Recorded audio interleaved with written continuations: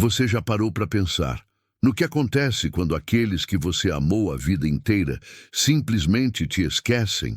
Quando a família que você construiu vira as costas na hora que você mais precisa?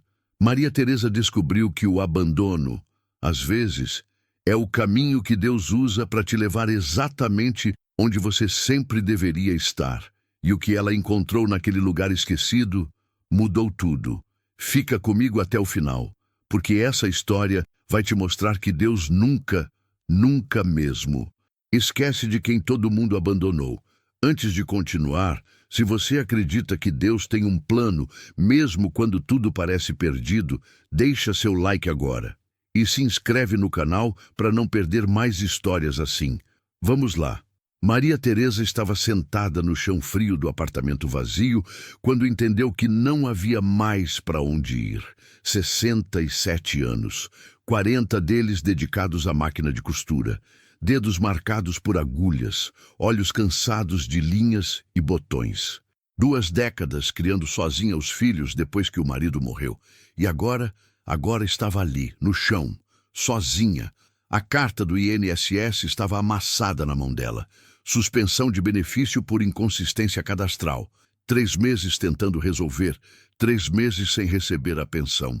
E quando finalmente conseguiu agendar, a dona do apartamento já tinha vendido o imóvel. 30 dias para sair. Maria Teresa ligou para o filho mais velho, Ricardo, formado em engenharia, casa própria em Alphaville. 2 carros na garagem. A voz dele veio cansada do outro lado da linha. Mãe, olha, a gente tá numa fase complicada. A Fernanda tá com síndrome do pânico. A casa tá cheia. Você entende, né? Ela entendeu. Entendeu que fase complicada significava não tem espaço para a senhora aqui. Ligou para a filha, Camila, administradora, apartamento de 3 quartos em Moema, viagens para Disney todo ano. Mãe, eu adoraria ajudar, mas você sabe que o apartamento é pequeno. E o Lucas trabalha home office, precisa do quarto de hóspedes. Mas é só até resolver a pensão, né? É temporário. Temporário. Maria Teresa desligou o telefone e ficou olhando para as paredes vazias. As caixas de mudança estavam empilhadas num canto. Tudo que ela tinha na vida cabia em 8 caixas de papelão. Foi quando ela lembrou. A gaveta velha da cômoda guardava papéis antigos, certidão de casamento, carteira de trabalho e lá no fundo, uma escritura amarelada, tinta desbotada. Carimbo de 1982, sítio Santa Benedita, zona rural de Diamantina, Minas Gerais. Maria Teresa mal lembrava da tia-avó Benedita, uma mulher séria que morava no interior. Tinha morrido quando Maria Teresa era jovem. A família toda achou que não valia nada. Um sítio abandonado no meio do nada. Ninguém quis. Ficou para ela por ser a única que tinha visitado a velha uma vez na infância. Ela olhou para a escritura, depois para os filhos que não tinham espaço para a própria mãe, e decidiu. A viagem de ônibus durou 12 horas. São Paulo, Belo Horizonte, Diamantina, Diamantina, povoado de Mendanha. E de Mendanha, um senhor de caminhonete velha que cobrou R$ 50 para levar ela pelos últimos 35 quilômetros de estrada de terra. A senhora tem certeza que é ali? O homem perguntou, olhando pelo retrovisor. Faz mais de 20 anos que ninguém mora naquele lugar. Maria Teresa apertou a bolsa no colo. Tenho certeza. Um caminhonete parou na frente de uma porteira caída, arame farpado enferrujado, mato alto dos 2 lados.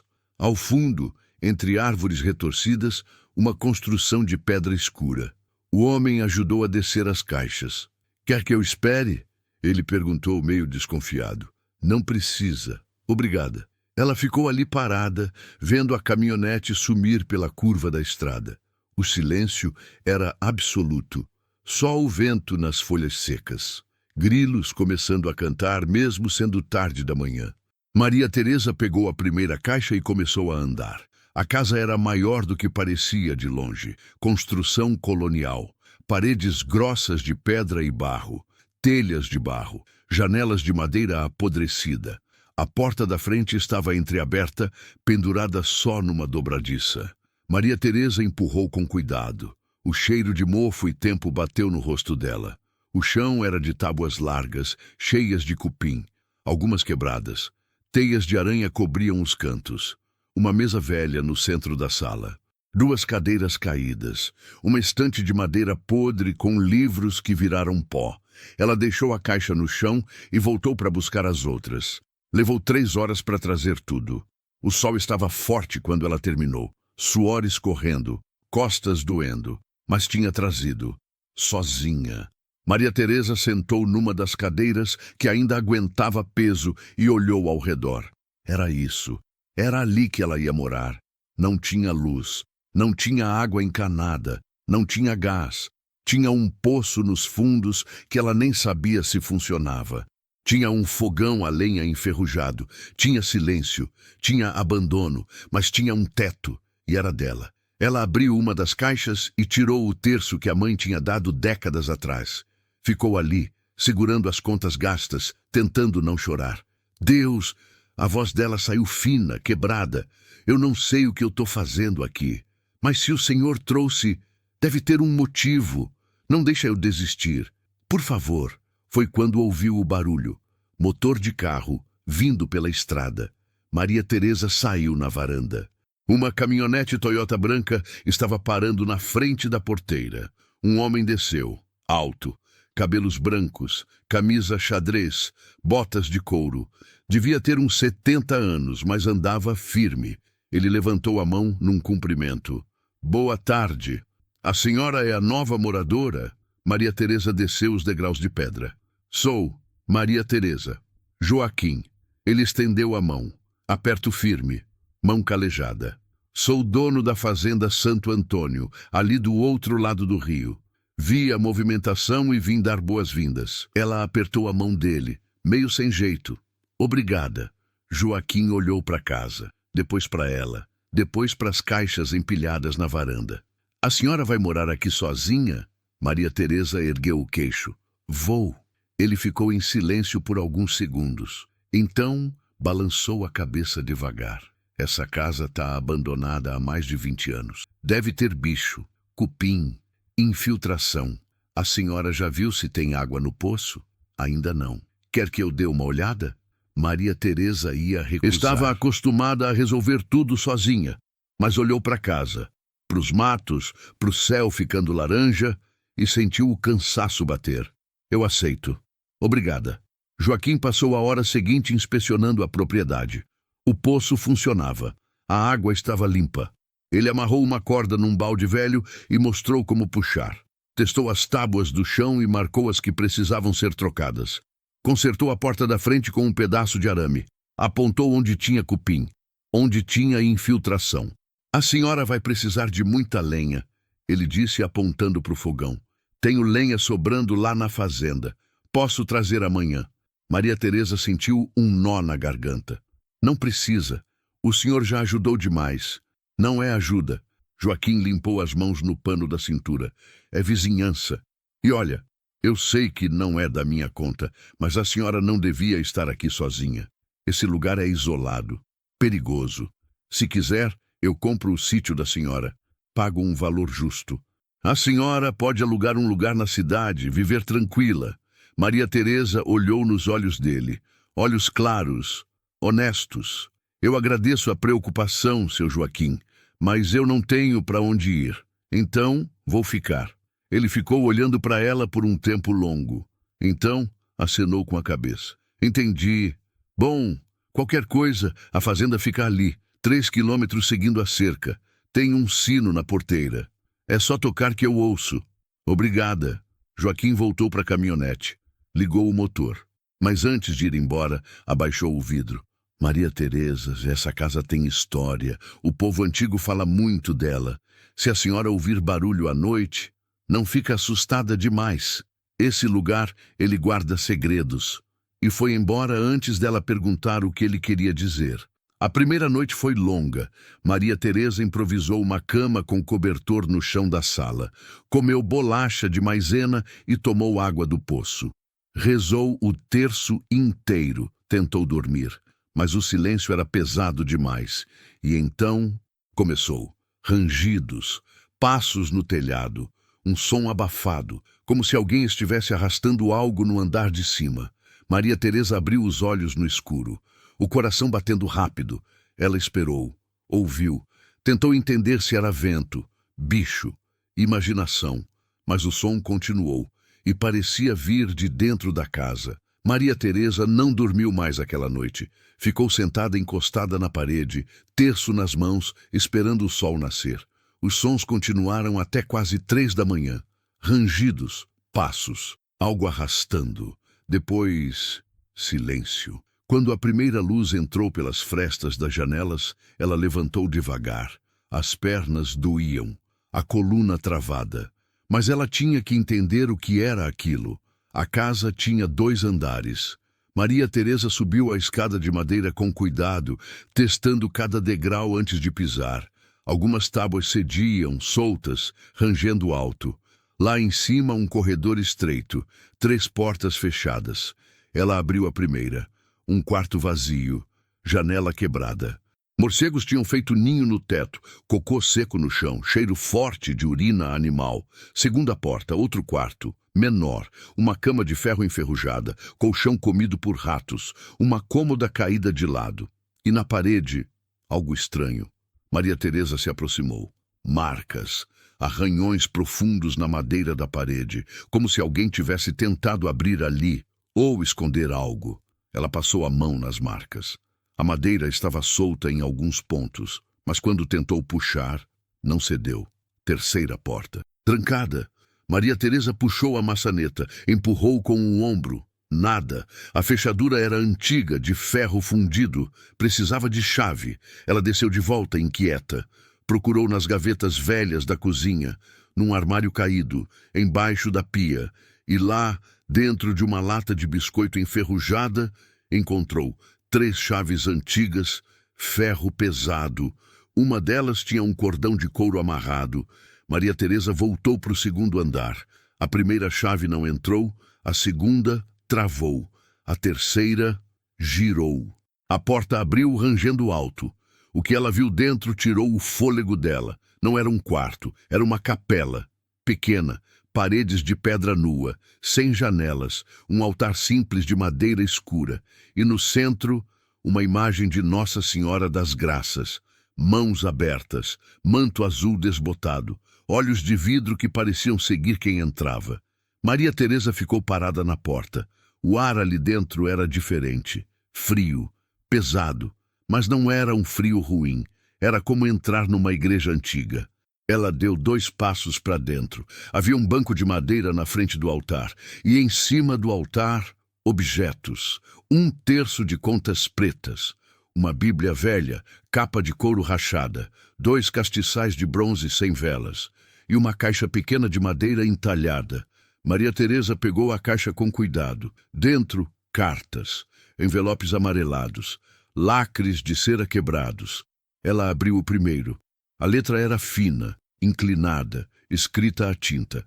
Mendanha, 15 de março de 1958. Dona Benedita manda junto desta carta o pagamento prometido. 3 moedas de ouro pelo parto da minha esposa. A senhora salvou 2 vidas naquela noite.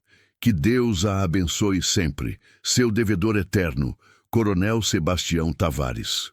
Maria Teresa abriu outra carta. Depois outra, depois mais 3. Todas iguais. Pagamentos, agradecimentos, ouro, joias, terras. A tia-avó Benedita tinha sido parteira. E, pelos vistos, uma parteira muito requisitada. Maria Teresa pegou a Bíblia. Abriu na primeira página. Havia uma dedicatória escrita à mão. A riqueza dorme onde a fé vigia. O que é da terra volta para a terra. O que é do coração fica na pedra. Ela leu de novo e de novo. O que é do coração fica na pedra. Olhou ao redor da capela. Paredes de pedra, altar de pedra, chão de pedra. E começou a entender que talvez aqueles barulhos noturnos não fossem à toa. Joaquim voltou no final da tarde. Trazia lenha na caçamba da caminhonete, 2 sacos de mantimentos, um lampião a querosene, fósforos, velas. Maria Teresa estava na varanda lavando roupa no balde.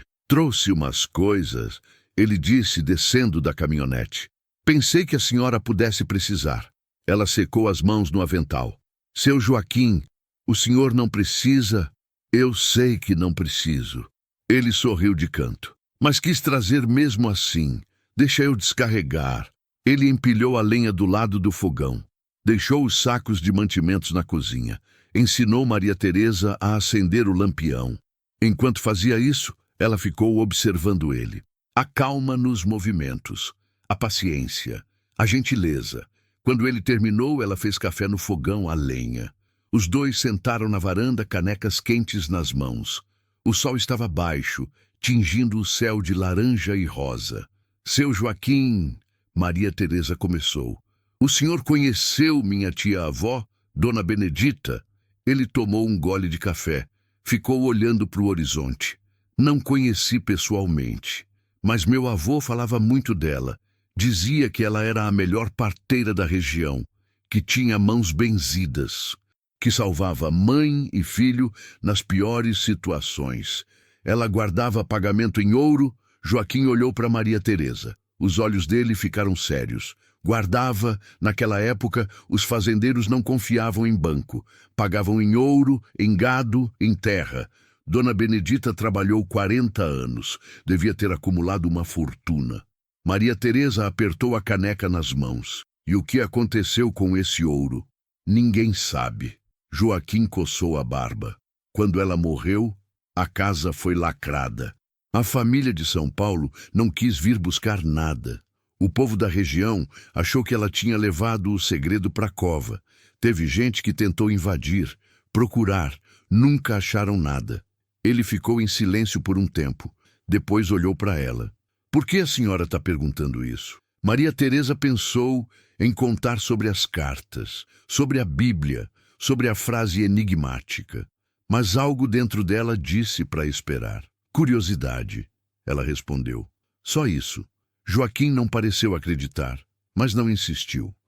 Maria Teresa, ele disse levantando. Eu não costumo me meter na vida dos outros, mas a senhora parece uma pessoa boa. E esse lugar, ele não é seguro. Se a senhora ouvir barulho estranho, se sentir que alguém está rondando, toca o sino. Eu venho. Obrigada. Ele subiu na caminhonete, mas antes de ir embora, abaixou o vidro de novo. E outra coisa, aquela capela no segundo andar. Não mexe muito lá. O povo antigo dizia que era lugar sagrado, que tinha proteção, que quem entrasse com ganância não saía bem. E foi embora, deixando Maria Teresa com mais perguntas do que respostas. Na segunda noite, os barulhos voltaram. Mas dessa vez, Maria Teresa estava preparada. Subiu para o segundo andar com o lampião aceso. Foi direto para a capela. Entrou, fechou a porta atrás de si e esperou. Os rangidos começaram, mais altos, mais próximos, como se viessem das próprias paredes. Maria Teresa ficou de pé na frente do altar, terço nas mãos. Se tem alguém aqui, ela disse em voz alta, firme. Se a senhora está tentando me mostrar alguma coisa, Dona Benedita, eu estou ouvindo, eu não tenho medo. Essa casa é minha agora, e eu vou cuidar dela. O rangido parou. Silêncio absoluto.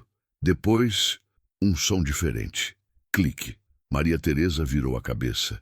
A parede atrás da imagem de Nossa Senhora estava entreaberta. Um pedaço da pedra tinha se movido. Só um pouco. Talvez 5 centímetros, mas o suficiente para mostrar que ali havia algo. Ela se aproximou. O coração batendo forte. Puxou a imagem para frente com cuidado. A santa era mais pesada do que parecia. Quando conseguiu mover ela, viu uma porta, pequena, escondida na parede, feita de ferro fundido, com uma fechadura antiga no centro. E Maria Teresa lembrou.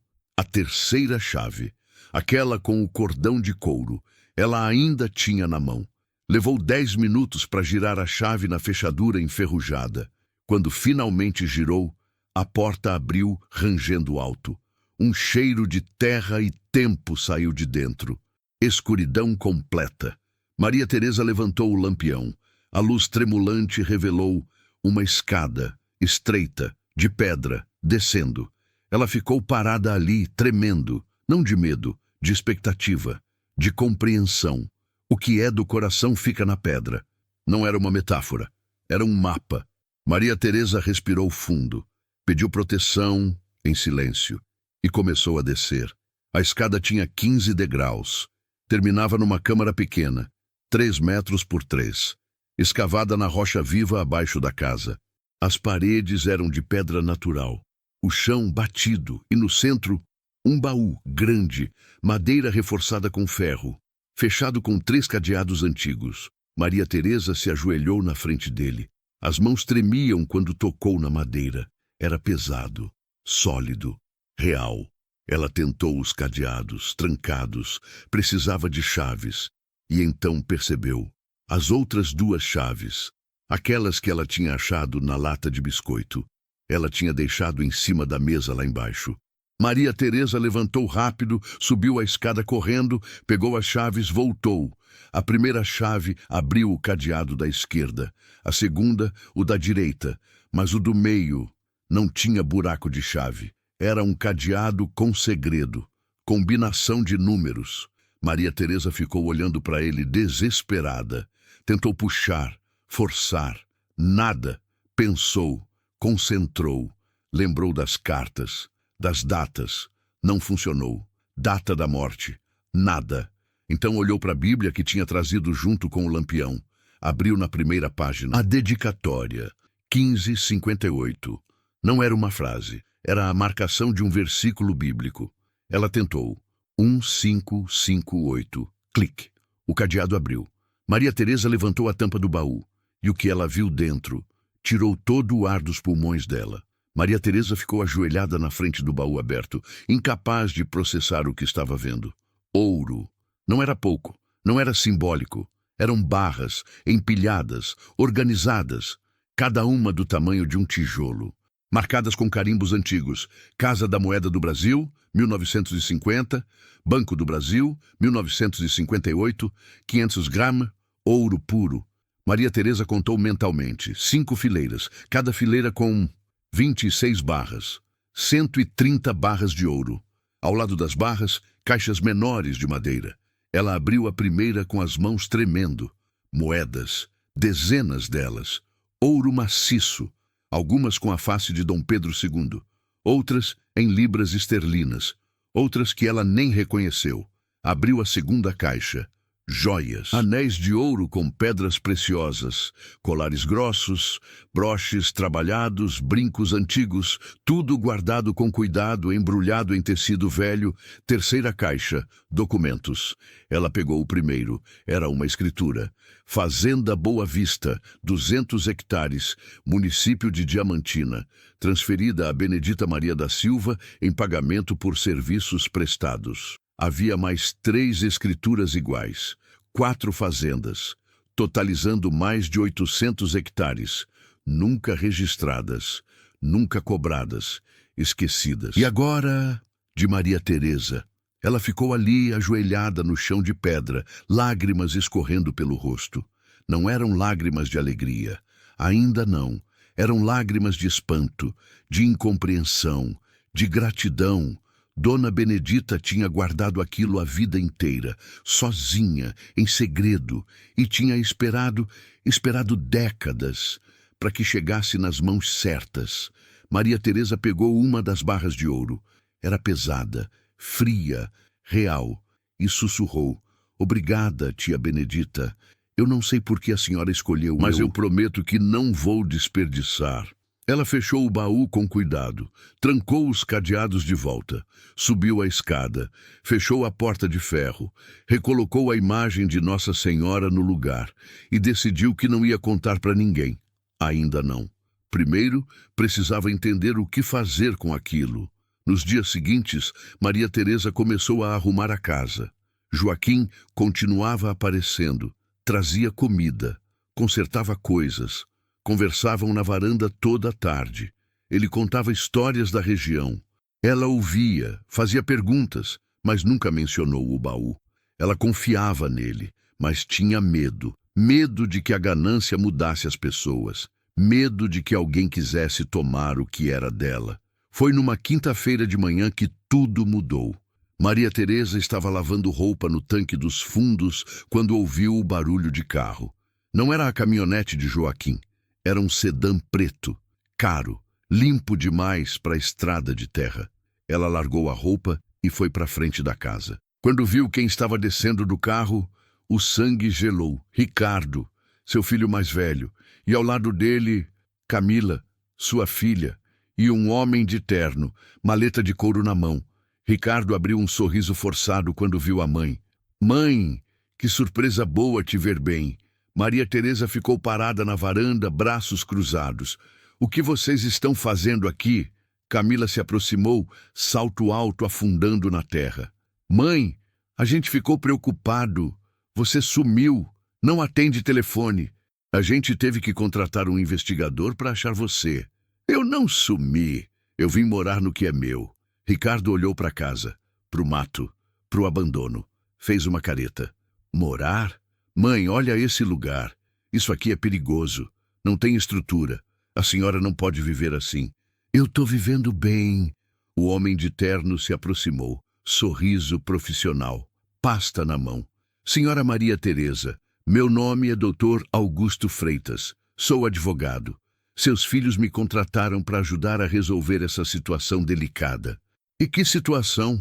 Maria Teresa desceu os degraus devagar. Dr. Augusto abriu a pasta. Bem, a senhora está em situação de vulnerabilidade, sem renda fixa, morando em local insalubre. Seus filhos estão preocupados com sua saúde mental e física. Eu trouxe aqui alguns documentos que... Que documentos? Ele tirou um papel, estendeu. Uma procuração. Assinando isso, a senhora transfere a gestão dos seus bens para os seus filhos. Eles cuidam de tudo. Vendem essa propriedade, colocam a senhora num lugar adequado, administram as finanças. É o melhor para todo mundo. Maria Teresa olhou para o papel, depois para os filhos. Ricardo evitou o olhar. Camila mexia no celular e ela entendeu tudo. Vocês descobriram, Maria Teresa disse devagar. Ricardo levantou a cabeça. Descobrimos o quê, mãe? O ouro, as terras, a herança. O silêncio que caiu foi ensurdecedor. Dr. Augusto tentou rir, mas saiu falso. Senhora, não sei do que a senhora está falando. Vocês investigaram. Maria Teresa continuou voz firme. Descobriram que a tia-avó Benedita tinha fortuna. E agora querem tirar de mim. É isso, né? Camila cruzou os braços irritada. Mãe, a senhora está delirando. A gente só quer cuidar da senhora. Cuidar? Maria Teresa deu um passo à frente. Quando eu pedi ajuda, vocês não tinham espaço. Mas agora apareceram aqui com advogado, com papelada, querendo me tirar daqui. Ricardo suspirou, cansado. Mãe, para com esse drama. Olha esse lugar. A senhora não vai conseguir manter. Não tem dinheiro, não tem estrutura. Assina logo a procuração e a gente resolve isso direito. Eu não vou assinar nada. Dr. Augusto deu um passo à frente, tom mais sério. Senhora Maria Teresa, eu preciso alertar que se a senhora não colaborar, podemos entrar com um processo de interdição. Alegar que a senhora não tem mais capacidade de gerir a própria vida. É um processo desagradável, mas vocês fazem se for preciso. Maria Teresa terminou a frase. É isso? Ninguém respondeu. Foi quando ouviram o barulho da caminhonete. Joaquim desceu da Toyota com um saco de cimento no ombro. Quando viu a cena, Maria Teresa, cercada pelos filhos e um advogado, largou o saco no chão e veio caminhando firme. Tá acontecendo alguma coisa aqui? Ricardo olhou para ele com desprezo. E o senhor é? Joaquim, dono da fazenda vizinha e amigo da dona Maria Teresa. Amigo? Camila riu seco. Quanto tempo? 2 semanas? Olha, seu Joaquim, isso aqui é assunto de família. O senhor não precisa se meter. Joaquim cruzou os braços, olhou para os 3, depois para Maria Teresa. Você quer que eles fiquem?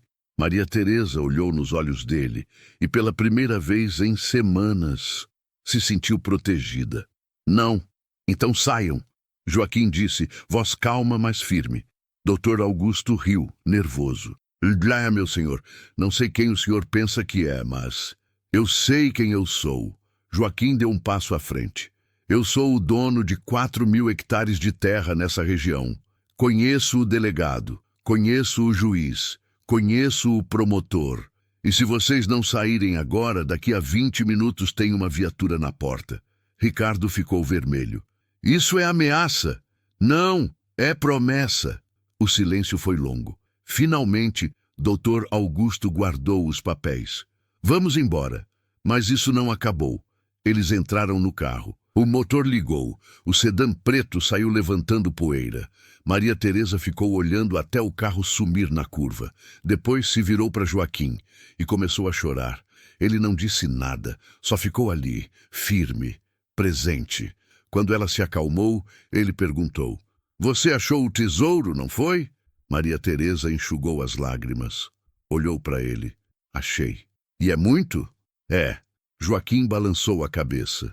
"Eles vão voltar e vão trazer mais gente. Você precisa registrar tudo, escriturar, legalizar, antes que tentem tomar na justiça." "Eu não sei como fazer isso." Ela admitiu, voz pequena. "Eu sei." Ele pegou as chaves da caminhonete. "Amanhã cedo a gente vai para Diamantina. Tem um advogado, amigo meu. Gente de confiança. A gente resolve isso direito." Maria Teresa olhou para ele, para os olhos claros, para as mãos calejadas, para o homem que tinha aparecido do nada e ficado do lado dela quando ninguém mais ficou. "Por que você está fazendo isso?" Joaquim sorriu de canto. Um sorriso triste. "Verdadeiro. Porque eu sei como é ser sozinho. E porque você merece." Ele voltou para a caminhonete. Mas antes de ir embora, abaixou o vidro. "Maria Teresa, tranca tudo hoje à noite. E qualquer barulho estranho, qualquer movimento, toca o sino." E foi embora. Maria Teresa ficou ali parada, o vento batendo no rosto, o sol baixo no horizonte. E pela primeira vez desde que chegara, não se sentiu sozinha. A noite foi longa e inquieta. Maria Teresa trancou todas as portas. Arrastou a mesa pesada para frente da porta principal. Ficou sentada na cadeira, terço nas mãos, lampião aceso na mesa ao lado. Mas dessa vez não foi barulho estranho que a manteve acordada. Foram as memórias. Ricardo chorando nos braços dela quando o pai morreu. Tinha 8 anos. Agarrava o paletó do pai e gritava: "Volta, pai, volta!" E ela segurou ele. Prometeu que ia cuidar, que nunca ia deixar faltar nada. Camila segurando a mão dela na formatura, vestido branco, canudo nas mãos. "Obrigada por tudo, mãe. Sem a senhora eu não teria conseguido."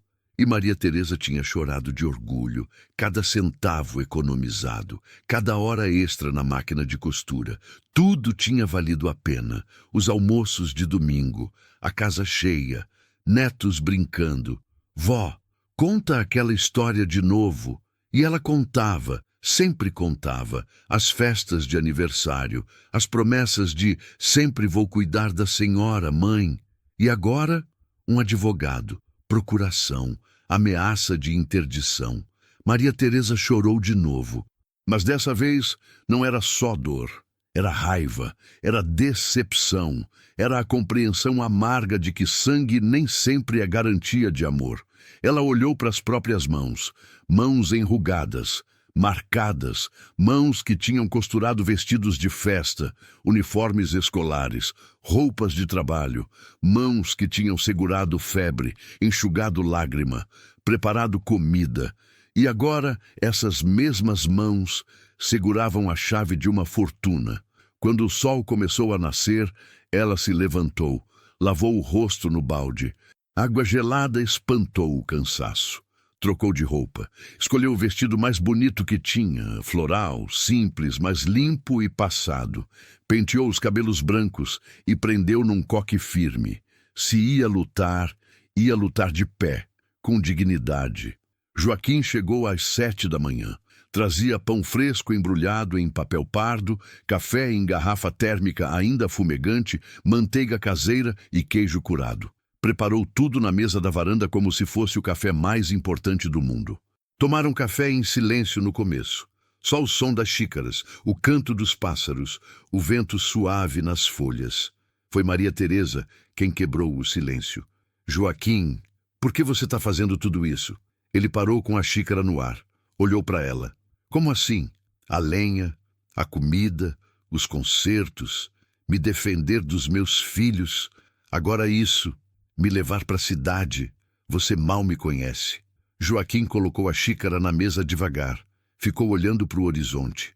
Quando voltou a falar, a voz estava mais baixa. Eu perdi minha esposa faz 5 anos. Câncer. Foram 8 meses de tratamento. Quimioterapia, hospital, dor. Eu segurei a mão dela até o último segundo.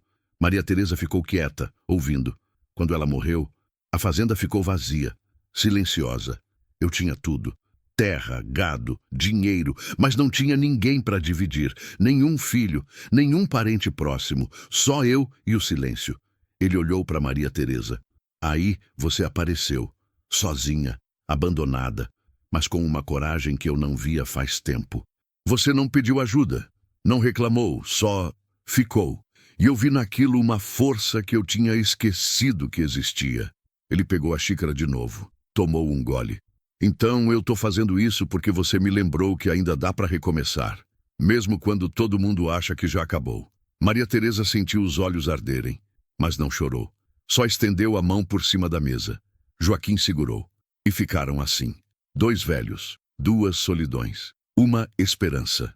Pronta? Ele perguntou depois de um tempo. Pronta. A caminhonete seguiu pela estrada de terra, levantando poeira vermelha. Passou pela Ponte Velha, pelo povoado de Mendanha, onde curiosos olharam pela janela. Pegou o asfalto. As montanhas de Minas se erguiam dos 2 lados, cobertas de verde escuro.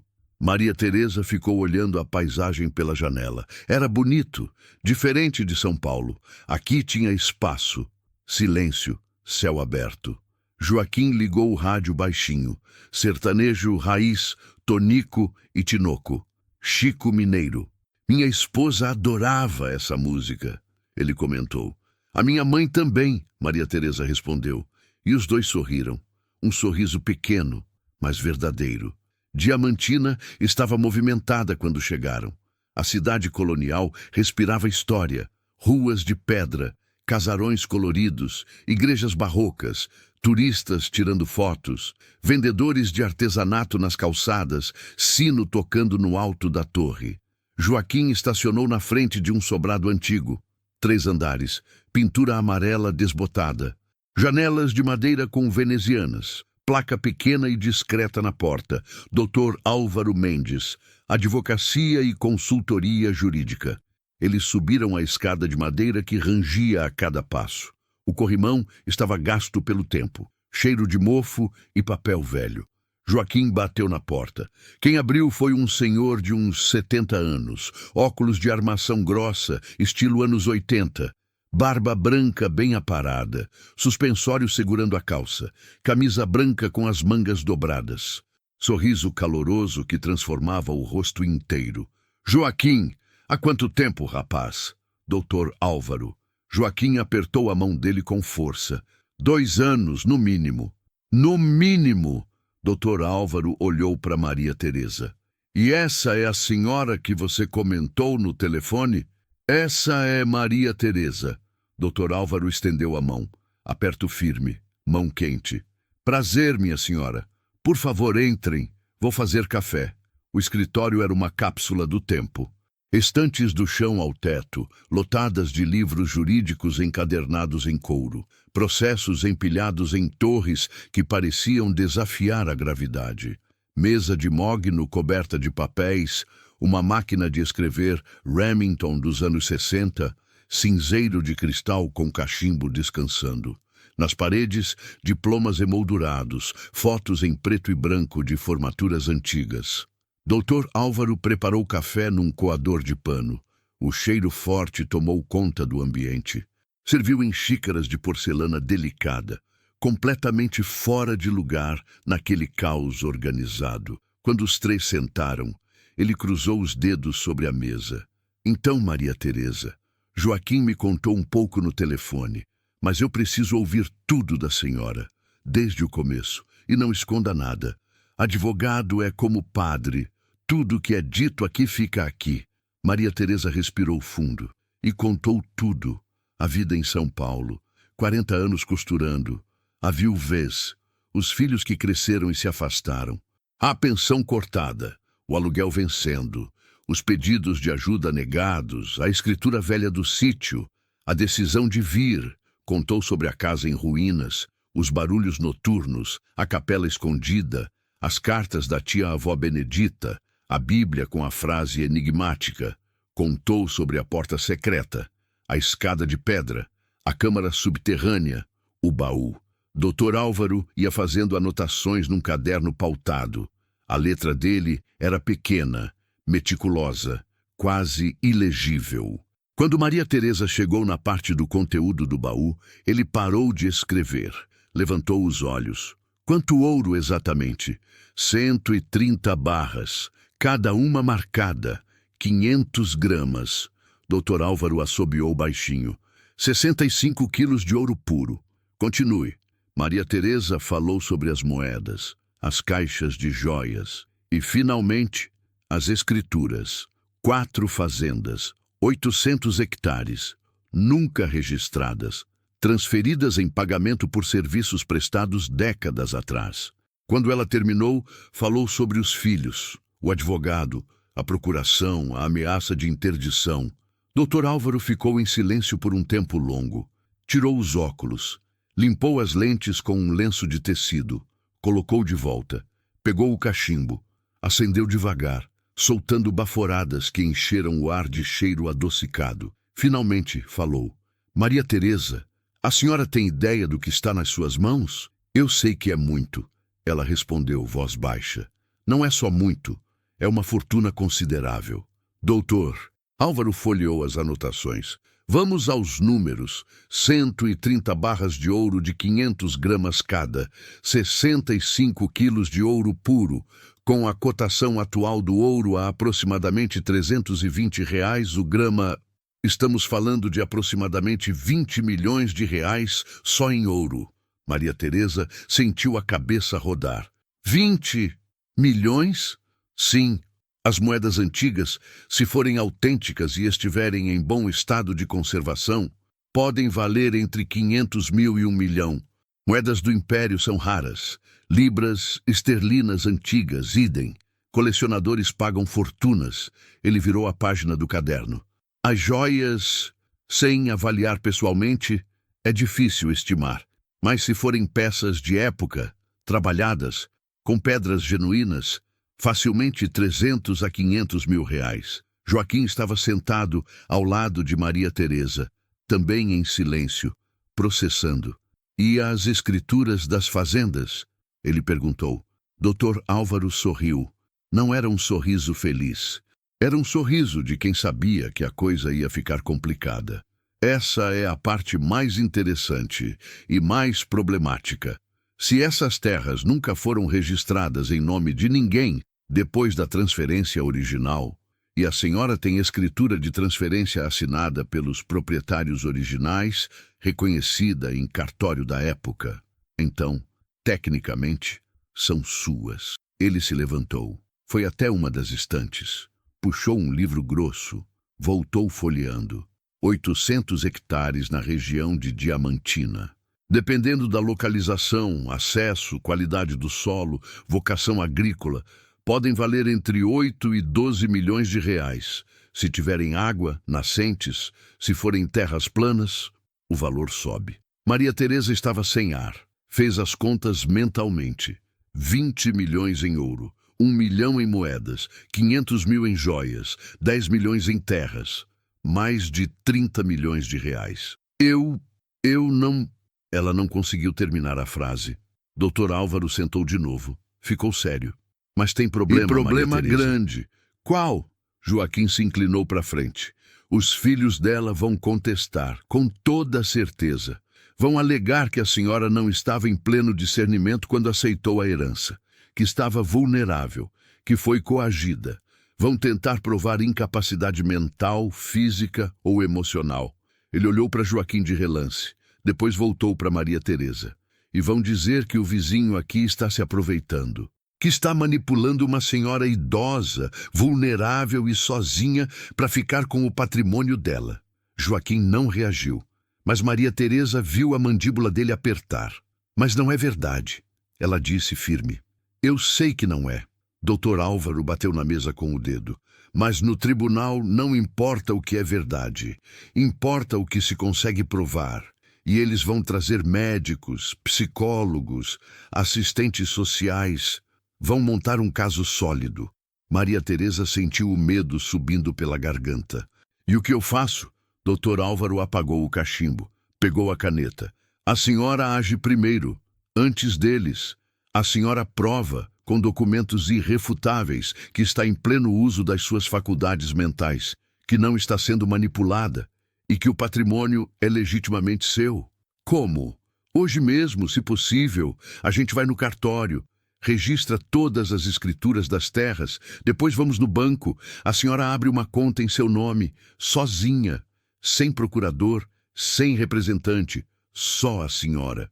Ele foi anotando enquanto falava. Depois contratamos uma empresa de perícia, avalia o ouro, as moedas, as joias, emite laudos técnicos.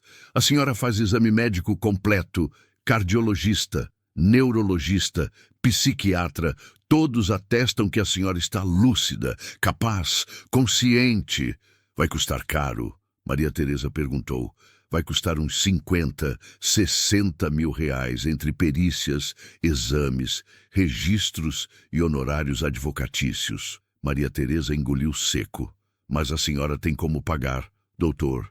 Álvaro completou. E mais, esse investimento inicial vai blindar a senhora, vai impedir que os filhos consigam qualquer liminar, qualquer interdição, qualquer bloqueio. Joaquim falou pela primeira vez em minutos. E se eles processarem mesmo assim? Vão processar. Dr. Álvaro não teve dúvida. Mas vão perder, porque a gente vai ter construído um caso inatacável. E quando perderem, vou pedir que o juiz condene eles por litigância de má-fé. O que significa que eles vão ter que pagar não só as custas do processo deles, mas as custas do processo da Maria Teresa também.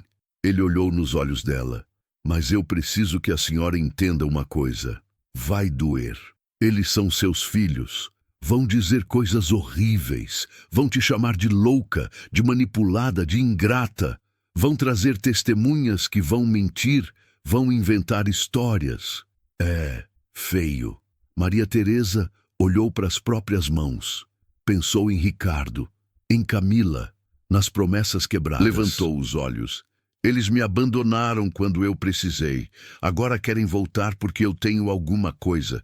Isso não é amor. Isso é ganância. Dr. Álvaro assentiu. Então, vamos em frente? Maria Teresa olhou para Joaquim. Ele acenou com a cabeça, encorajador. Ela respirou fundo. Vamos. Os 3 dias seguintes foram uma maratona. Dr. Álvaro era eficiente como um general de guerra. Conhecia todo mundo. Sabia exatamente que portas bater, que papéis exigir, como acelerar processos que normalmente levavam meses. No primeiro dia, foram ao cartório. O tabelião era um senhor gordo, calvo, que parecia entediado com a vida, até ver as escrituras. Aí os olhinhos brilharam. Essas escrituras são de 1956, 1958, 1961 e 1963. Ele disse, virando as páginas amareladas com cuidado. Nunca foram registradas posteriormente. Os proprietários originais. Ele conferiu os nomes. Todos falecidos, sem herdeiros diretos que contestaram. Então são válidas? Maria Teresa perguntou. O tabelião limpou os óculos. Olhou de novo. São. Tecnicamente, essas terras estão sem dono registrado desde as datas das transferências. O que significa que a senhora, como detentora das escrituras originais de transferência, é a legítima proprietária. Ele carimbou, assinou, registrou. 4 fazendas, 800 hectares, oficialmente no nome de Maria Teresa da Silva. No banco, foi diferente. O gerente era jovem, terno apertado, sorrisinho de vendedor. Ele olhou para Maria Teresa, vestido simples, chinelo de dedo, bolsa velha, e já ia sugerir a conta básica. Até Dr. Álvaro pousar a maleta em cima da mesa. Ela precisa abrir uma conta empresarial, com cofre, e vai fazer um depósito considerável. O gerente piscou. Considerável como? 65 quilos de ouro. O sorriso sumiu. O gerente endireitou a gravata. Momento. Vou chamar o diretor. Meia hora depois, Maria Teresa estava sentada numa sala privativa com ar-condicionado, sendo servida de café e água mineral, enquanto o diretor, um senhor de uns 50 anos, terno azul marinho impecável, revisava os documentos. Senhora Maria Teresa, será um prazer tê-la como cliente. Vamos providenciar uma conta exclusiva, com gerente dedicado, cofre privado e todos os serviços de alta renda que o banco oferece. Maria Teresa não disse nada, só assinou onde mandaram. Quando saíram, Joaquim cochichou. Viu como o tratamento muda quando tem dinheiro envolvido? Maria Teresa só balançou a cabeça. Ainda estava processando tudo. No segundo dia, trouxeram o ouro. Joaquim foi ao sítio com 2 funcionários de confiança. Usaram a caminhonete dele, colocaram o baú inteiro na caçamba, coberto com lona. No banco, precisaram de 4 funcionários para carregar até o cofre. A gerente nova, uma moça de uns 30 anos, toda solicitude, acompanhou tudo. O cofre da senhora é o maior que temos. 15 metros quadrados, climatizado, segurança 24 horas. Só a senhora tem acesso. Nem mesmo com ordem judicial conseguem abrir sem sua autorização. Maria Teresa entrou no cofre. Viu o baú sendo posicionado no centro. As paredes de aço, a porta grossa, e pela primeira vez se sentiu segura. No terceiro dia, foram as perícias e os exames. Um perito especializado em metais preciosos abriu o baú. Examinou cada barra de ouro. Usou instrumentos que Maria Teresa nunca tinha visto. Balança digital, aparelho que media pureza, lupa potente, ouro puro, 24 quilates, barras autênticas da Casa da Moeda e Banco do Brasil. Cada uma pesa exatamente 500 gramas. Valor atual de mercado? Ele fez contas na calculadora. 20.800.000 reais. Maria Teresa segurou na cadeira para não cair. As moedas foram analisadas por um numismata. Cabelos brancos, luvas brancas. Olhava cada moeda como se fosse uma obra de arte. Moedas do Império, raridade alta, estado de conservação excelente, libras esterlinas de 1910, 1923, 1935, todas genuínas. Valor estimado no mercado de colecionadores, 1.200.000 reais. As joias foram avaliadas por uma gemóloga. Mulher elegante, olhos treinados, peças de época, ouro de lei, pedras genuínas, esmeraldas, rubis, safiras, lapidação antiga, trabalho artesanal, valor conservador. Os exames médicos foram exaustivos. Cardiologista, eletrocardiograma, ecocardiograma, coração forte, sem arritmias, pressão controlada. Neurologista, ressonância magnética, testes cognitivos, funções cerebrais normais, sem sinais de demência, Alzheimer ou qualquer comprometimento neurológico. Psiquiatra. 3 horas de avaliação, perguntas sobre tudo, memória, orientação, discernimento, julgamento, paciente plenamente lúcida, capaz de tomar decisões. Sem indícios de transtornos mentais, manipulação ou coerção. No final do terceiro dia, Dr. Álvaro entregou um envelope grosso. Aqui estão todas as certidões, laudos, atestados, registros. A senhora é oficialmente proprietária de tudo. Passou por todos os exames, está lúcida, capaz e independente. Qualquer tentativa de contestação vai cair por terra. Maria Teresa segurou o envelope com as 2 mãos. Parecia pesar mais do que deveria. Obrigada, Dr. Álvaro. Não me agradeça ainda. Ele ficou sério. Porque agora vem a parte difícil. Uma semana depois, a citação chegou. Entregue em mãos por um oficial de justiça no sítio. Ação de interdição. Requerentes: Ricardo da Silva e Camila da Silva Ferreira. Requerida: Maria Teresa da Silva. Maria Teresa leu sentada na varanda. Joaquim ao lado dela, mão no ombro dela. O processo alegava: Incapacidade mental da requerida, evidenciada por decisões imprudentes e comportamento errático, abandono do convívio familiar, mudança abrupta para local insalubre, alienação de bens sem consulta aos filhos, indícios de manipulação por terceiros interessados no patrimônio. Pedia interdição total, nomeação de curador, o filho Ricardo, bloqueio de todos os bens, anulação de todas as transações realizadas nos últimos 6 meses. Maria Teresa terminou de ler, dobrou o papel devagar, olhou para o horizonte.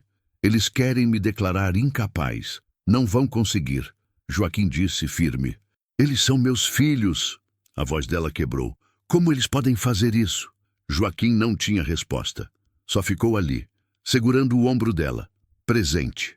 Dr. Álvaro respondeu o processo com uma peça de 40 páginas. Anexou todos os laudos médicos, todos os atestados, fotos do sítio reformado, extratos bancários mostrando gestão responsável, depoimentos de vizinhos, carta do padre da cidade e, no final, um pedágio fulminante.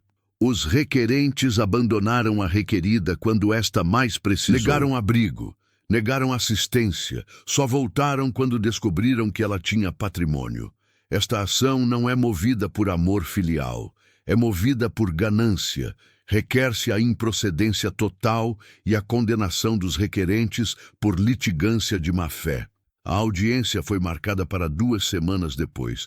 Maria Teresa quase não dormiu nas noites anteriores. Joaquim ia todo dia. Levava comida. Sentava com ela na varanda. Não precisava falar muito. Só estar ali já era suficiente.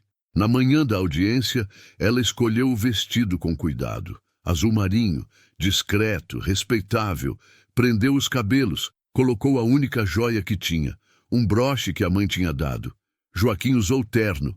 Ela nunca tinha visto ele de terno. Ficou bonito, elegante, mas continuava sendo ele. O Fórum de Diamantina era um prédio antigo, escadas de mármore, teto alto, eco nos corredores. Entraram na sala de audiência. Ricardo estava sentado do lado esquerdo, terno cinza, gravata vermelha, rosto fechado. Ao lado dele, Camila, vestido preto, salto alto, celular na mão. O advogado, Dr. Augusto Freitas, ao lado dos dois, revisando papéis. Quando Maria Teresa entrou, Ricardo olhou. Por um segundo, só um segundo, ela viu algo nos olhos dele. Vergonha? Arrependimento? Mas passou rápido. Ele olhou para frente de novo. Camila nem levantou os olhos do celular. Dr. Álvaro sentou ao lado de Maria Teresa. Joaquim sentou na fileira de trás. Apoio silencioso. O juiz entrou. Homem de uns 60 anos. Robe preto. Expressão séria. Bom dia. Audiência de justificação da ação de interdição número... E começou. Dr. Augusto falou primeiro. Voz firme. Gesticulação ensaiada. Meritíssimo. Estamos aqui preocupados com o bem-estar de uma senhora de 67 anos que, de forma abrupta e sem qualquer explicação, abandonou a família, mudou-se para um local insalubre no interior, afastou-se dos filhos e passou a tomar decisões financeiras imprudentes sob influência de terceiros interessados no patrimônio dela.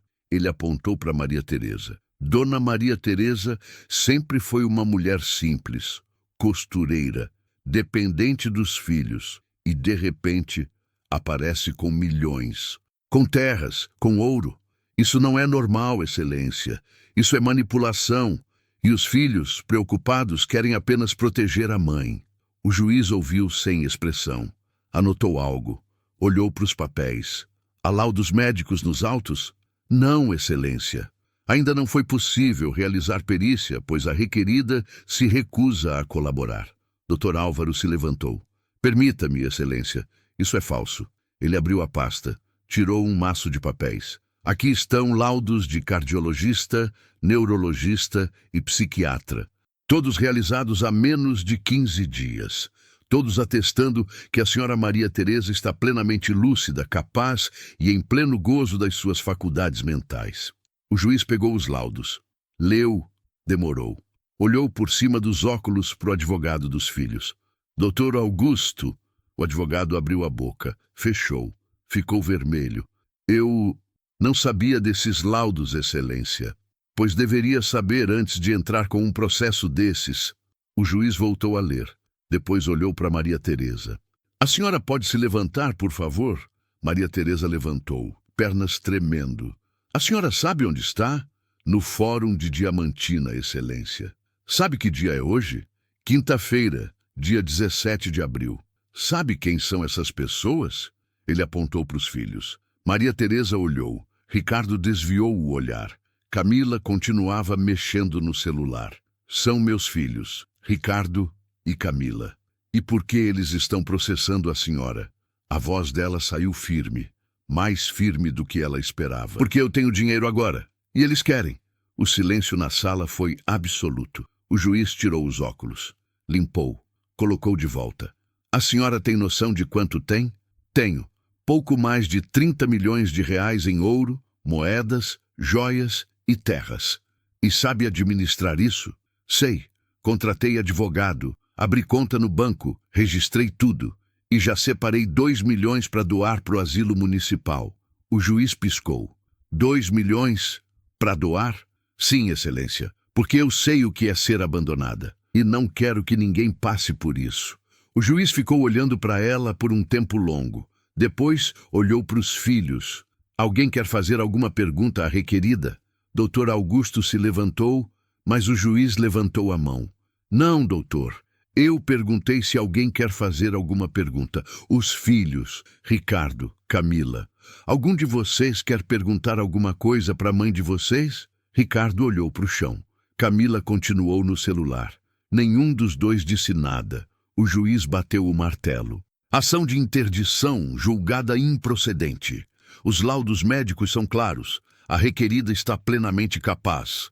Além disso, ele olhou para os filhos com desprezo mal disfarçado. Esta ação é claramente movida por interesse financeiro, não por preocupação familiar. Condeno os requerentes ao pagamento de todas as custas processuais e honorários advocatícios no valor de 20 mil reais. Bateu o martelo de novo. Está encerrada.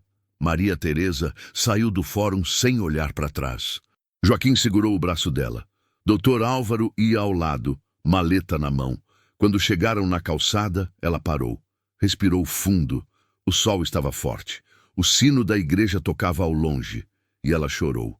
Chorou de alívio, de tristeza, de vitória, de perda. Joaquim a abraçou ali mesmo, na frente do fórum, na frente de todo mundo. E ela se deixou abraçar. 3 meses se passaram. O sítio Santa Benedita estava irreconhecível. Maria Teresa tinha contratado pedreiros, eletricistas, encanadores. A casa tinha sido totalmente reformada. Telhado novo de telhas coloniais, paredes rebocadas e pintadas de branco com detalhes em azul celeste. Janelas novas com vidro e grade artística. Porta de madeira maciça entalhada. Piso de cerâmica que imitava pedra antiga. Havia luz elétrica agora, um gerador a diesel até a energia chegar pela rede. Água encanada, banheiro com chuveiro quente, cozinha com fogão a gás, geladeira, pia de granito. Mas o mais importante, a capela tinha sido restaurada. Maria Teresa contratou especialistas em restauro.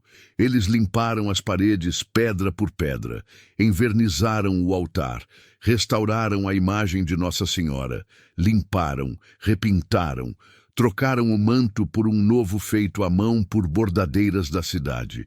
Agora a capela brilhava, velas acesas, flores frescas toda semana, terço pendurado, porta sempre aberta, e todo domingo Maria Teresa abria as portas para a comunidade. No terreno ao lado do sítio, 1 hectare que ela tinha comprado de um vizinho, Maria Teresa construiu um salão comunitário. Estrutura simples, mas digna. Paredes de alvenaria, telhado alto, janelas grandes, piso de cimento queimado, mesas compridas de madeira, cadeiras simples.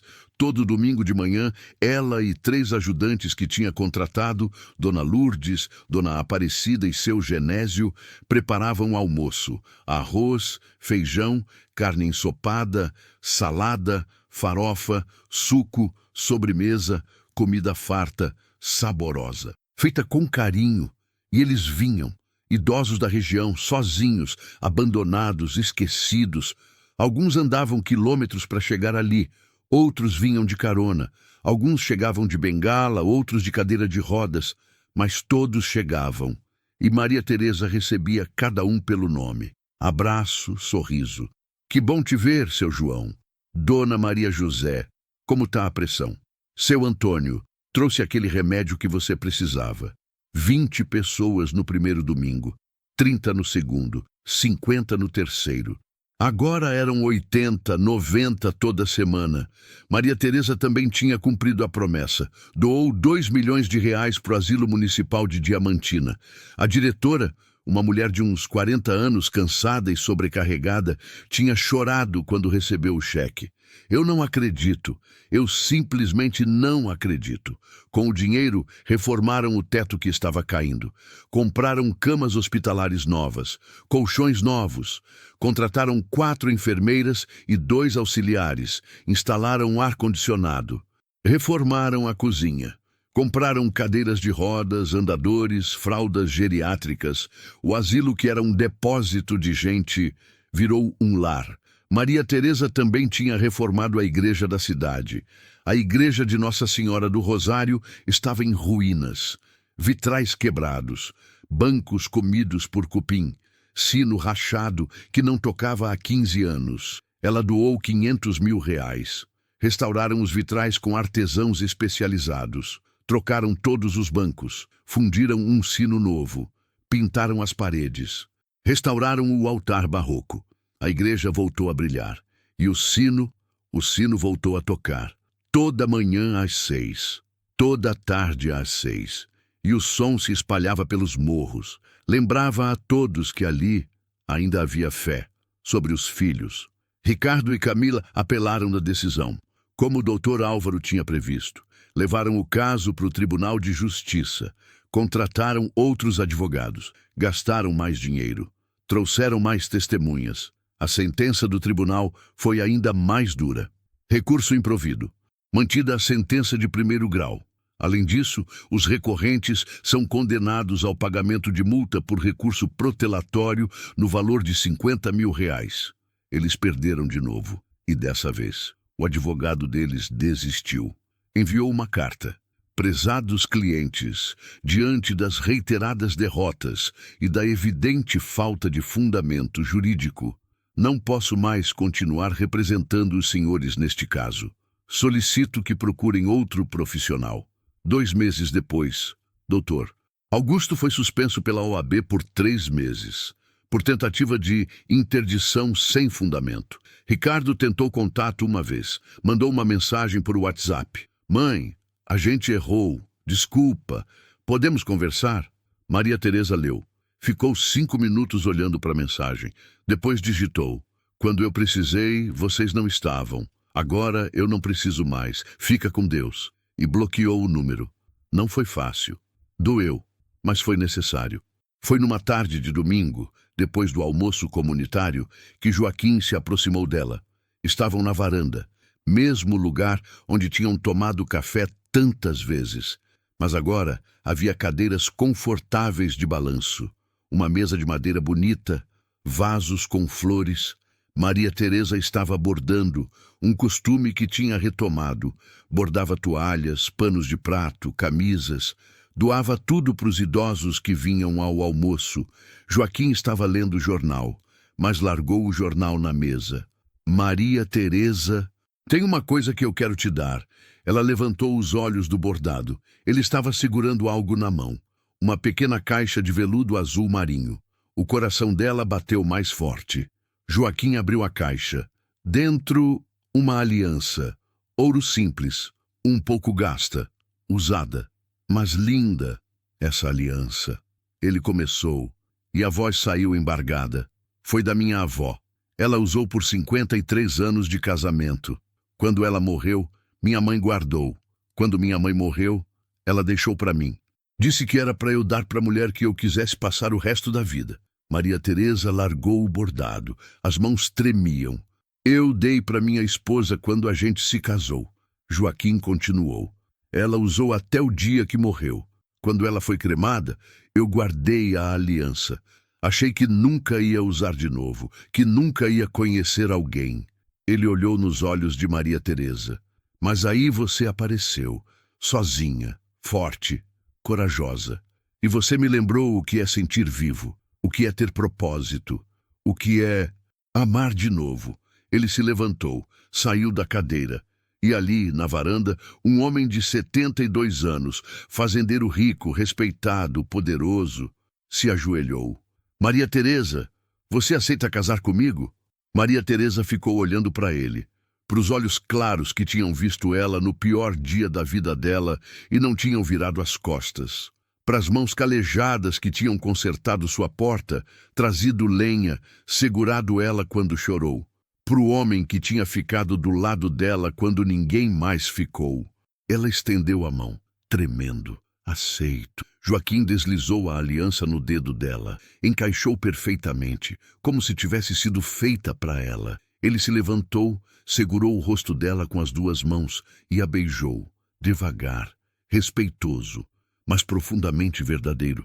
Quando se separaram, os dois estavam chorando, e pela primeira vez em décadas, Maria Teresa se sentiu completa. O casamento foi 3 meses depois. Igreja pequena, de Nossa Senhora do Rosário, a mesma que Maria Teresa tinha ajudado a restaurar. Padre idoso, voz trêmula mas firme, sotaque mineiro carregado, 12 convidados, Dr. Álvaro como testemunha, Dona Lourdes do Asilo como madrinha, seu Genésio, Dona Aparecida, o padre da cidade, a diretora do asilo, o perito do ouro, o gerente do banco e a gemóloga que avaliara as joias. Pessoas que tinham feito parte da jornada.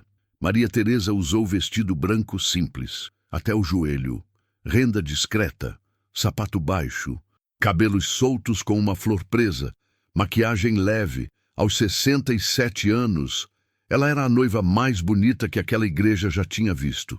Joaquim usou terno cinza claro, gravata azul, sapato engraxado, cabelos brancos penteados para trás. Aos 72 anos, ele era o noivo mais feliz que aquela igreja já tinha visto. A cerimônia foi curta, simples, mas profundamente emocionante. Quando o padre disse, pode beijar a noiva, Joaquim segurou o rosto dela com as duas mãos. Encostou a testa na dela, sussurrou algo que só ela ouviu. Obrigado por me deixar te amar. E a beijou. A igrejinha pequena aplaudiu. Dona Lourdes chorou. Doutor Álvaro limpou os óculos para disfarçar as lágrimas. Depois teve almoço no salão comunitário do sítio. Não foram 12 convidados, foram 80. Maria Teresa tinha convidado todos os idosos que frequentavam os almoços dominicais. Todos, sem exceção. Se vocês não estiverem lá, ela tinha dito na semana anterior, não vai ser festa. Vai ser só um almoço qualquer. E eles foram. De bengala, de cadeira de rodas, de andador, de carona, caminhando. Mas foram. Comida farta, arroz carreteiro, galinha caipira, salada de batata, farofa com bacon, vinagrete, refrigerante, suco e bolo de 3 andares feito pela melhor confeiteira de Diamantina. Música sertaneja raiz, Tonico e Tinoco, Tião Carreiro e Pardinho, Chitãozinho e Chororó das antigas. Pessoas dançando, mesmo os que tinham dificuldade. Seu Antônio, com o andador, dançou com Dona Maria José. Seu João, na cadeira de rodas, rodava, enquanto Dona Aparecida o empurrava. Tinha riso, tinha choro, tinha vida. Maria Teresa dançou com Joaquim. Música lenta, boiadeiro errante, os dois colados, rosto no ombro dele, mãos entrelaçadas. Você é feliz? Ele perguntou baixinho. Ela levantou o rosto, olhou nos olhos dele. Mais do que eu achei que seria possível um dia. Sem arrependimentos? Nenhum. Ela sorriu. Faria tudo de novo, voltar, até o abandono, porque foi ele que me trouxe aqui, que me trouxe você. Joaquim apertou ela mais perto e continuaram dançando. 6 meses depois do casamento, Maria Teresa estava bordando na varanda do sítio, a mesma varanda onde tudo tinha começado. Mas agora era diferente, reformada, bonita, com cadeiras confortáveis, flores, paz. Joaquim lia jornal ao lado, óculos de leitura na ponta do nariz, café esfriando na mesa. 2 cães dormiam aos pés deles, vira-latas que Maria Teresa tinha resgatado da rua. Brisa suave trazia cheiro de terra molhada.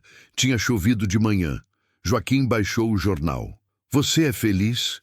Maria Teresa levantou os olhos do bordado. Olhou para ele, para os cabelos brancos, para os olhos claros, para o sorriso no canto da boca. Pergunta de novo? Pergunto todo dia. Ele respondeu. Porque quero ter certeza. Ela largou o bordado. Estendeu a mão. Ele segurou. Eu sou feliz, Joaquim. Mais feliz do que merecia ser. Você merece tudo. Ele beijou a mão dela. Maria Teresa olhou ao redor. Para o sítio que tinha sido ruínas e agora era um lar. Para a capela que brilhava no alto. Para o salão comunitário cheio de vida todo domingo. Para os cães dormindo. Para o homem ao lado dela. E sussurrou. Deus sabia. O tempo todo ele sabia. Joaquim não perguntou o que ela quis dizer. Porque ele também sabia. Foi quando ouviram o barulho, motor de carro, vindo pela estrada. Uma Kombi velha, azul desbotada, parou na porteira. Uma mulher desceu, magra, cabelos grisalhos desgrenhados, roupa surrada, olhos fundos. Devia ter uns 60 anos, mas parecia ter 80. Maria Teresa se levantou, desceu os degraus da varanda. Posso ajudar? A mulher se aproximou devagar, tímida, com vergonha. Desculpa incomodar. É que eu ouvi falar que a senhora oferece almoço para os idosos aos domingos. Eu não tenho para onde ir. Meus filhos me mandaram embora. Disseram que não tinha espaço para mim.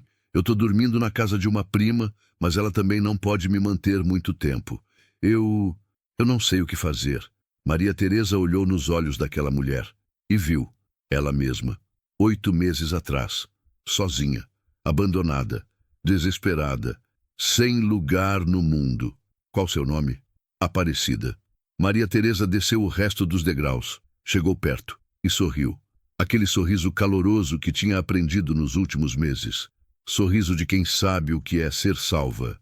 Dona Aparecida, almoço é só domingo, mas se a senhora não tem para onde ir, tem um quarto sobrando aqui na casa. Cama limpa. Comida na mesa, e a gente sempre precisa de ajuda na cozinha e no salão comunitário. Os olhos da mulher encheram de lágrimas. Brilharam. Ela piscou várias vezes como se não acreditasse. A senhora tá falando sério? Tô. Maria Teresa estendeu a mão. Vem, vou te mostrar a casa, te apresentar para o meu marido. E a gente vai te arrumar uma roupa limpa, um banho quente e uma comida boa. Dona Aparecida segurou a mão dela e começou a chorar. Maria Teresa a abraçou ali mesmo, no meio do terreiro, embaixo do sol. Eu sei, ela sussurrou. Eu sei o que é se sentir esquecida. Mas aqui, ninguém é esquecido. Joaquim ficou observando da varanda. Viu Maria Teresa guiar aquela mulher para dentro da casa. Viu a esperança voltando para o rosto de alguém que tinha perdido tudo. Viu a transformação acontecendo na frente dele e entendeu. Essa era a providência divina. Não o ouro, não as terras, não a riqueza material, mas a capacidade de transformar dor em amor, abandono em acolhida, solidão em família, esquecimento em propósito. Maria Teresa tinha sido esquecida pela família, mas Deus não tinha esquecido dela. E agora ela usava o que tinha recebido para lembrar os outros de que ainda havia esperança. Naquela noite, depois do jantar, Maria Teresa e Joaquim ficaram na varanda. Dona Aparecida já estava dormindo no quarto de hóspedes. Banho tomado, roupa limpa, barriga cheia. Pela primeira vez em meses, segura. Maria Teresa segurava a mão de Joaquim, os dois em silêncio. Só o som dos grilos, o vento suave, as estrelas no céu limpo. Você acha que ela vai ficar? Joaquim perguntou. Acho. Maria Teresa olhou para a casa iluminada. Porque aqui a gente não abandona ninguém. Joaquim apertou a mão dela. Você é incrível, sabia? Maria Teresa sorriu. Daquele jeito dela. Simples, verdadeiro. Não sou, não. Eu só aprendi. Aprendi que quando Deus te tira de um lugar, é porque tem algo melhor esperando. Aprendi que abandono às vezes é redirecionamento. Aprendi que ouro e terra não valem nada se você não tem ninguém para dividir. Ela olhou para ele. E aprendi que amor de verdade, não tem idade, não tem prazo de validade. Só precisa de duas pessoas dispostas a acreditar de novo. Joaquim puxou ela para perto, beijou a testa dela. Eu te amo, eu também te amo. E ficaram ali, dois velhos, duas solidões transformadas em plenitude, duas vidas que o mundo tinha descartado e que Deus tinha restaurado. E assim, Maria Teresa entendeu o que Deus tinha planejado desde o começo. Ela não foi esquecida, ela foi reposicionada, tirada de onde não era valorizada e colocada exatamente onde poderia fazer a diferença que sempre deveria ter feito. O ouro que ela encontrou não era só para ela enriquecer, era para ela multiplicar, transformar em comida, em reforma de asilo, em restauração de igreja, em dignidade para os esquecidos. E o amor que ela recebeu de Joaquim não era porque ela ficou rica, era porque ela sempre foi digna. Só precisava de alguém que enxergasse isso. Se essa história tocou você, se você também já se sentiu esquecido, abandonado, invisível, deixado de lado pela própria família, quero que você saiba de uma coisa. Deus não esqueceu de você. Às vezes, Ele te tira de onde você achava que era seu lugar, só para te mostrar onde você realmente pertence. Deixa seu comentário aqui embaixo, conta sua história, compartilha com alguém que precisa ouvir isso hoje, alguém que está se sentindo esquecido, alguém que está perdendo a esperança.